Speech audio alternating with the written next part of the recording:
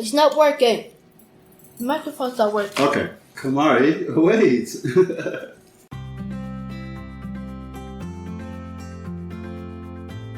Welcome to El Cafecito Travel Talks with Tony Lloyd. Each episode, Tony sits down with travelers, expats, creatives, and community voices from across Latin America and beyond, sharing stories of travel, culture, connection, and the journeys that shape us. So grab a cafecito or a tea and enjoy the conversation. Hey, welcome back, everyone. Today I actually have two guests instead of one. Give them both a chance to introduce themselves. First of all, we'll start with ladies first. Yes, my name is Iyahdae Rose. I am an artist and have been living in Cuenca for 2 years with my son. Karmarri. Karmarri. Okay. Karmarri, how old are you? 12. What has it been like living in Cuenca for 2 years? It's been pretty good. I had to learn Spanish, and they just threw me in a school, so I was kind of forced to learn it, so I could understand the material.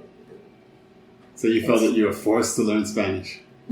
Well, I kind of had no choice. Okay. And how's your Spanish now? Really good. Really good. But my Spanish, I'm actually fluent in Spanish now. You're actually fluent in Spanish. That's pretty cool. So, Karmarri, what was your first impression when you first got to Ecuador? Do you remember what it was like here in Ecuador when you first got here? When I first got here, I do remember that the prices of stuff was very low, and I could go and get a bag of chips for 25 cents. And how much does a bag of chips cost in the U.S.? $1, $1.20, $1.50 to a box. Wow, okay, that is a big difference. So actually that brings me right to my next question I was going to ask you. What were some of the differences for you between the U.S. and Ecuador? Definitely prices, the quality of food,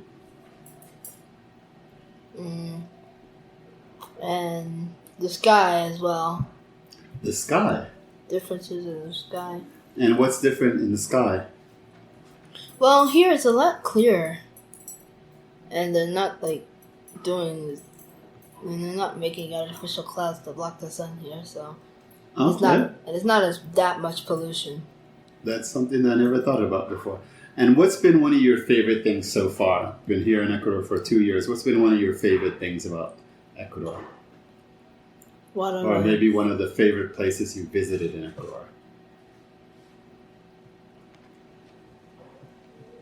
The food. The food's really good. The food, and what's been your favorite food here in Ecuador? Traditional food or? Whatever. What is it that you like to eat here in Ecuador? Well, I like papi pollo. You like papi pollo? And what is papi pollo? It's basically fried chicken on top of fries. And is there anything else that you like? I like encebollado. Encebollado. And what's that? It's a soup that has yuca. They mostly use tuna and a bunch of spices like ají and other stuff. And they use cilantro, onions. That's why it's called encebollado. Encebollado or onions? No. Cebolla is onion. Okay. Cebolla is onion, and so that's why the soup is called encebollado. Because they use onions a lot. Okay, interesting. What would you say were some of your challenges when you first got here? Speaking. With other people. Okay, and in what way? Like having conversations and like when someone would ask me something, having to not just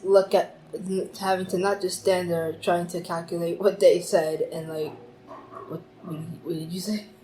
So that was definitely a challenge for me. Okay. So you said challenge was speaking. So I understand now that you're speaking Spanish. That makes it sort of cleared away that challenge, right? Yes. Yes? I can speak pretty fluently. If someone asks me the question, I can actually answer it because I understand what they're saying. So you'd recommend for everyone that the quicker you learn the language, the more you'll be able to communicate and understand people? Yes. Okay, really good. School. What's the difference between going to school in Ecuador and going to school in the U.S.? The difference is here you really only pay for the lunch, and there they had you paying for the utensils too. So not only the lunch, but they had you paying for utensils as well. Utensils? I don't know what you mean by that. Spoons, forks, knives. Oh, you had to pay for the things that you used to eat your lunch? At my school, they were actually saying you needed to start paying for those. Wow, okay, that's interesting. And here, you basically just pay for the food, and it's not really too much to say. It's just $1.10 for the food. So you'll have different stuff like every day. They'll have hot dogs and stuff. What would you say that kids your age would be surprised to learn about Ecuador? Maybe the fact that they had a president from Peru. The fact that they had a president from Peru. A president from Peru. Explain that, please. I think it was like the first president, and I think he was from Peru. The first president of Ecuador was. Oh, okay. That's an interesting one. Something else that you think they'd be surprised to know about Ecuador, maybe in modern day Ecuador? Because I think that first president was a long time ago. Mm-hmm. So what would be something today that they would be surprised, or what was something that surprised you when you came to Ecuador to learn, like, oh, they have this or that? What surprised me is probably the fact that what surprised me was the fact that there was like a park like right around the corner, like you could walk to. You could practically walk to the park. Okay. And there's also a river here. There's also rivers here. There's 4 rivers here, and you don't really have rivers in the States. I haven't seen rivers. I've seen a few creeks, but not any rivers. Okay. And the prices too. On the prices of things. Okay, that's interesting. I understand that you are going back to the States soon, like within a month. What do you think are some things you will miss about being in Ecuador? Definitely the food. Definitely the food. Okay, and anything else? And there will be some snacks that I also miss too. Like, what's your favorite snack that you think you'll miss? I like the cheese tatas. The cheese what? Tatas. Tatas. Okay, and what are those?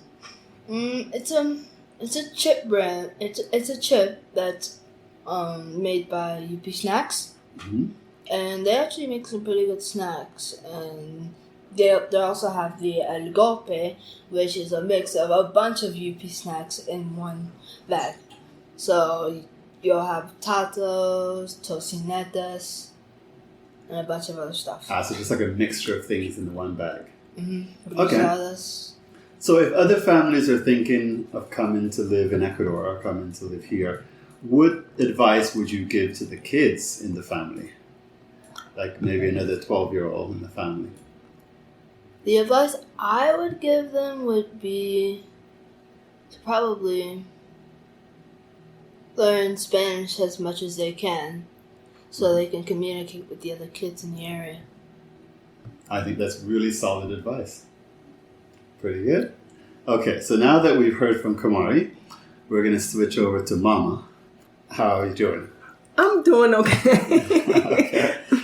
Tell me a little bit about what motivated you to do this, come and live in Ecuador for this time period. Oh, it was a lot of things. The first thing was mental health and peace and wanting to feel more secure in my environment for both me and my son. The neighborhood that I was living in, I knew that I was going to move from there by the time he was old enough to go outside and play around and kind of get his own freedom. I didn't feel comfortable with where we were for him to ride his bike around the block and I not know where he was. and to move out of that neighborhood and looking into other areas in Atlanta where, it was safe and they had good schools. Those were definitely the more expensive areas. So I came to visit Ecuador in February. I came to visit for 5 days. That was in 2024. As soon as I got off the plane and out of the airport, I was like, this is it. Like the contrast from being stressful to coming here and finding and feeling the peace that I felt was just like night and day. And I went back and I packed up all of my things and came back in 6 weeks.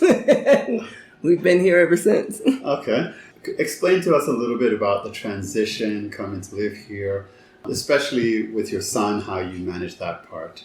The transition wasn't hard because being here, at first it was exciting. I really got into nature, the mountains and the rivers.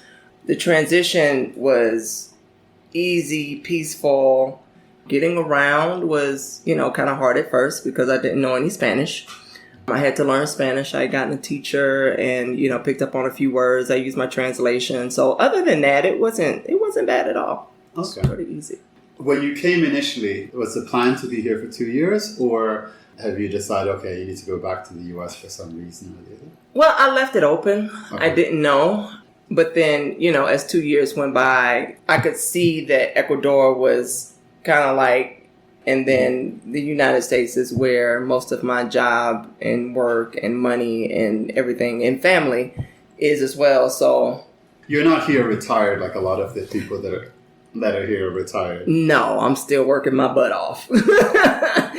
People, and that's another thing that I noticed, being here, what it was like living out of the country as someone who's not retired. Someone, because I'm an artist, everything that I do, I have to use my hands to make my money. Mm-hmm. So seeing the difference between here and the States, when I first came, I had equity for my house that lasted me for a while. And then when that ran out, trying to start a business here was challenging, but that's based on what I do. So I had to find a balance between, how to make money from the States and how to make money here. Seeing the differences, it's definitely differences between here and my home country. Okay. So a similar question like I asked Karmarri a few minutes ago. Families are looking to move or to come to Ecuador to live, or any other country for that matter. What would you recommend to the mother? I would recommend that they expose their children to the culture.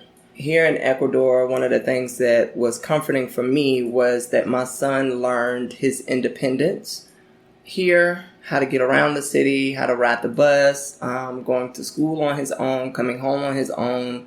So I felt safer here in Ecuador, letting him do those things and letting him become immersed in the culture with the language. And he's blossomed here as a child, way more than he ever could in the States. So I would suggest for families to, put your children in school here.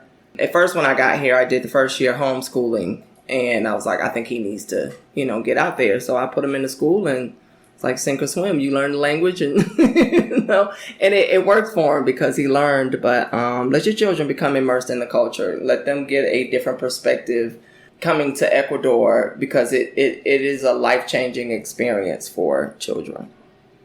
Okay, both of you either could answer this. What's next for your family? What's next? What's next is moving back to the States. Now that I have, now that Karmarri has had some things under his belt, we can go back to the States with what he learned here. And we're moving to a smaller city where there's a lot of farming.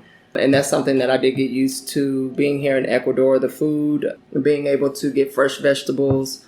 So that's a plus. And putting him in a very good school. So what I'm looking for going back on this next journey is getting him involved in more sports activities, more arts, schools that cater more towards what he learned here and that can make everything flourish, I guess you can say. What is home? What is home? What does home mean to both of you? You know what? I'm still searching. I'm still searching for home. Mm-hmm. Atlanta felt like home, but it doesn't necessarily feed all of who I am as a person. Atlanta's very busy, and being in Ecuador, I like the slower paced life and taking it easy, but at the same time, I need the pace of the arts and with what I do. And Karmarri, do you have an answer for that question? What is home? Home for me is being with my friends and family. Okay, being with your friends and family. And were you able to acquire friends here in Ecuador? Yes. Yes? Okay. When you go back to the U.S., how do you think you will balance the people you're going to miss here? What are some of the ways that you will keep in touch with those people? I will certainly try to figure out if I can call some of my friends that I have here. Mm-hmm. And definitely when I come back, I'll try to spend as much time with them as I can before I go back. Okay, sounds very good. Any last words that you would like to say to any young people out there listening to you? I would say to try your best at learning Spanish. And once you learn Spanish, you'll be able to make a lot of friends because you'll be able to understand people, you'll be able to talk to people, and just have fun doing it. Okay, I like that. And Mama? If you have an opportunity to live out of the country or to make a drastic change in your life, to relocate somewhere, I would absolutely say take the chance to do it. I did. I, gave up everything, including the house that I love, sold all my furniture to get this experience, and it was every bit of worth it. I am a changed person being here in Ecuador and learning and experiencing other people's cultures outside of what I've been taught, and I think that's something that everybody should experience at least once in their life. Okay, well, I thank you both for taking the time with me today. We're sitting here having some tea and that was carrot cake we had, right? Yes. So thank you for joining me today. Thank you for having us. Thanks. Okay, all the best. Thank you. Bye.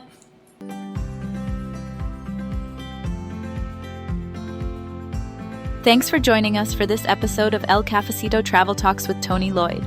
If you'd like to learn more about today's guest, check the podcast notes for links and information related to this episode. And if you have questions, stories, or topics you'd love us to explore in future episodes, feel free to reach out.